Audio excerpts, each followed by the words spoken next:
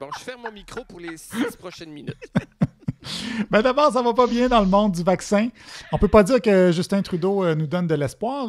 Voici ce qu'il avait à dire cette semaine à propos de la fin de la pandémie. On n'en finit pas avec ce virus tant que tout le monde en a fini avec ce virus. Tant que la planète en a pas fini, on n'en a pas fini non plus, Jean-Philippe. Donc, c'est pas juste de vacciner les Canadiens, il faut vacciner toute la planète. Ça donne de l'espoir quand même. Ça va beaucoup mieux aux États-Unis, même si, comme l'a dit le chroniqueur Stéphane Psenac à Radio-Canada en Outaouais, Joe Biden n'a pas l'envergure de Barack Obama, et ce, dans tous les sens du terme. Je pense pas qu'on va retenir le discours de Joe Biden, qui a certainement pas le panache ni la verve de son prédécesseur Barack Obama. Franchement, les stéréotypes. Hein? Sinon, on s'inquiète beaucoup pour le variant anglais, si j'ai le droit de dire ça, parce que comme l'ont expliqué Sophie Durocher et Christian Rioux du Devoir à Cube Radio, le terme est controversé. Les grands esprits se rencontrent parce qu'on pense exactement la même chose. Comment se fait-il, en effet, parce que vous voulez nous parler de l'influence du variant anglais sur la France où vous habitez, mais comment se fait-il que c'est correct tout d'un coup d'utiliser la région d'origine du variant, mais que c'était très mal vu de dire le virus chinois? Oui, absolument. C'est tout à fait étonnant. Bon, je dirais que c'est probablement parce que Donald Trump utilisait ce nom-là avec un soupçon de xénophobie pour mettre sur le dos de la Chine les milliers de morts aux États-Unis plutôt que sur son incompétence. C'est peut-être pour ça qu'on l'accepte moins. Sinon, Patrice Roy, lui, s'est posé des questions quant aux priorités accordées aux malades dans les hôpitaux. Mais il y a des gens qui plaident, des médecins qui plaident pour dire si l'espérance de vie est de 6 mois, 9 mois, bien, est-ce que vraiment on devrait entuber une personne et prendre la place dans un lit de soins intensifs? L'acharnement médical, ça donne ça. On intube et on entube les patients. De son côté, Vincent Goudzo, lui, est encore un petit peu fâché que les cinémas n'ouvrent pas à la grandeur du Québec, surtout qu'Horacio Arruda avait dit en novembre que les cinémas étaient sécuritaires. Puis il a dit c'est plus sécuritaire 500 personnes dans une salle de cinéma que 10 personnes chez vous. Parce qu'il y a de la grandeur, de l'espace et des systèmes d'aération.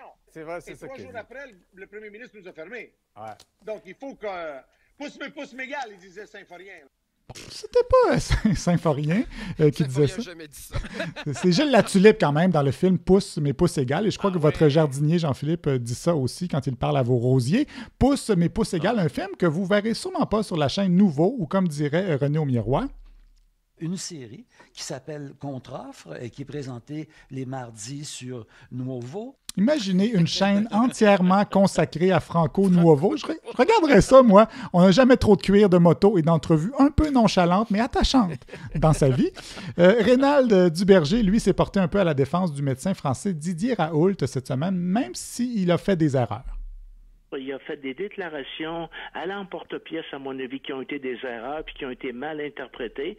Par exemple, quand il a dit que c'est pas plus grave qu'une grippe saisonnière, c'est irresponsable de dire ça. Puis quand il a dit il y aura pas plus de morts que des accidents de trottinette ou il y aura pas de deuxième vague, je pense pas qu'il le pensait profondément ce qu'il a dit là. Mais ça reste quand même un grand chercheur.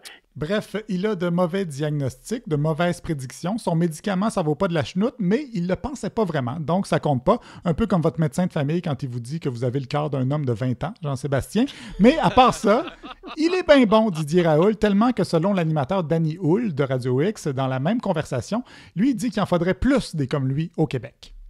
Ce genre de scientifique-là, on n'en a pas assez au Québec. Sur les tribunes de radio, télé, c'est comme si on pense tous pareil, puis on doit tous avoir une pensée unique. Ça me désole beaucoup ce qu'on vit au Québec là-dessus. Oui, tous nos scientifiques trouvaient que le virus était dangereux, et c'est avéré que le virus était dangereux, mais c'est très désolant qu'on n'ait pas eu plus de scientifiques qui étaient dans le champ pour compenser ça. Le gars serait peut-être prêt à booker le prof bof juste pour avoir un avis divergent, un rough and tough. Et on va finir avec la nouvelle de la semaine, cette histoire mise au jour par le Journal de Montréal d'un professeur de philo au cégep, Paul-Alexandre Drouin, qui a obtenu un billet du médecin pour pouvoir sortir, prendre sa petite marche après 20 heures, malgré le couvre-feu, parce que lui, tu sais, il soupe tard. Donc, il y a un mode de vie plus de style européen, dit-il, et il a accordé 2 entrevues, l'une à Paul Arcan et l'autre à notre collègue Patrick Masbourian. Et on va commencer par la dernière phrase qu'il a dite à la fin de ces entrevues-là. C'est pas une question de condition personnelle, c'est pas une question moi, là, c'est pas ça, là. Et c'est drôle parce que tous ces arguments sont une question de moi, dans les 2 entrevues. D'abord, lui, il a besoin de sa marche après 8 heures. Ça prend une 14e exception, c'est-à-dire la possibilité pour des gars puis des filles comme moi, je suis pas une fille, mais enfin, on se comprend, d'aller marcher après 8 heures pour digérer son repas. Oui, il pense avoir le droit de marcher sur les chemins, même si Heidegger décrit la pensée comme des chemins qui ne mènent nulle part. Donc, comme il l'a dit, il n'est pas une fille, mais il n'est pas un chien non plus. Effectivement, on peut aller promener son chien après 8 heures. Ben moi, je suis pas un chien, mais je pense qu'effectivement, j'ai le droit d'aller prendre ma marche après 8 heures. J'ai le droit. Et là, vous allez me dire, Jean-Philippe, pourquoi il n'est pas capable de manger plus tôt? Franchement, quelle question incroyable! Pourquoi je suis pas capable de manger plus tôt, monsieur? C'est incroyable comme question. C'est que je mange à cette heure-là, point à la ligne. Je mange à 8 heures, 9 heures le soir. Je suis pas capable de manger à 6 heures, c'est impossible pour moi. J'ai grandi, j'ai été élevé, j'ai toujours mangé à 8 heures le soir. Donc, c'est pas de la rigidité, c'est impossible, comme se téléporter ou ne pas grincer des dents en écoutant Marie-Chantal Toupin. Impossible. C'est parce qu'il n'y a pas faim plus tôt. Vous pouvez pas manger, je sais pas moi, à 6h30 le temps de cette crise et aller prendre votre marche à 7h15? Non, c'est impossible. Parce que je prends une petite collation vers 4 heures l'après-midi, ou un petit sandwich et tout.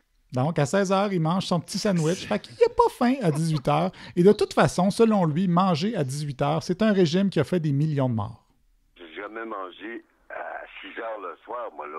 Je connais pas ça. C'est un régime complètement stalinien. Voilà. Alors, comme le disait le grand philosophe Gilles Latulippe, pouce, mais pouce égal. Je vous remercie, mon bel Olivier. Beau travail d'écriture.